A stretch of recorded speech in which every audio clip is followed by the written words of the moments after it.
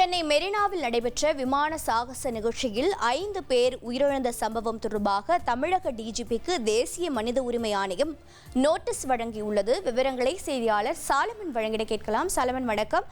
அந்த நோட்டீஸில் தமிழக டிஜிபிக்கு என்ன விஷயங்கள் குறிப்பிடப்பட்டிருக்கிறது, விவரிங்க.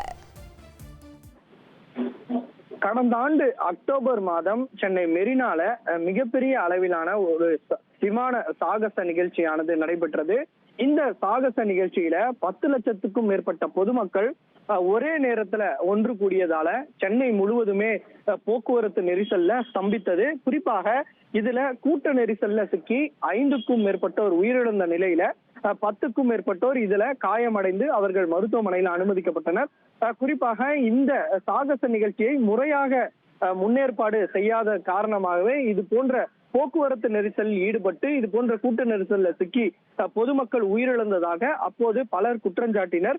இந்த விவகாரம் பூதாகரமாக கிளம்பிய நிலையில இது தொடர்பாக பல்வேறு நடவடிக்கையுமானது எடுக்கப்பட்ட நிலையில இது தொடர்பாக ஒருவர் உயர்நீதிமன்றத்திலும் வழக்கு தொடர்ந்தார். அது மட்டுமின்றி இவர் பல்வேறு இடங்கள்ல புகாரையும் அளித்தார்.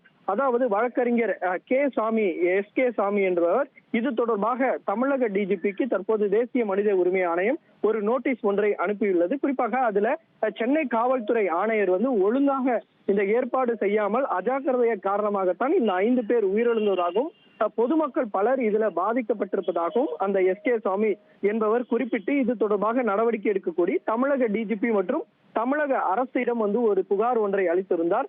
இந்த விவகாரம் தொடர்பாக தேசிய மனித உரிமை ஆணையத்திற்கும் இந்த எஸ்.கே. சாமி என்பவர் கடந்த அக்டோபர் மாதம் 10ஆம் தேதி புகாரை ஒன்றை அளித்திருந்தார். இந்த நிலையில இந்த புகார் தொடர்பான அறிக்கையை 4 வாரத்துல சமர்ப்பிக்குமாறு தமிழக டிஜிபிக்கு தேசிய மனித உரிமை ஆணையம் நோட்டீஸ் ஒன்றை அனுப்பியுள்ளது.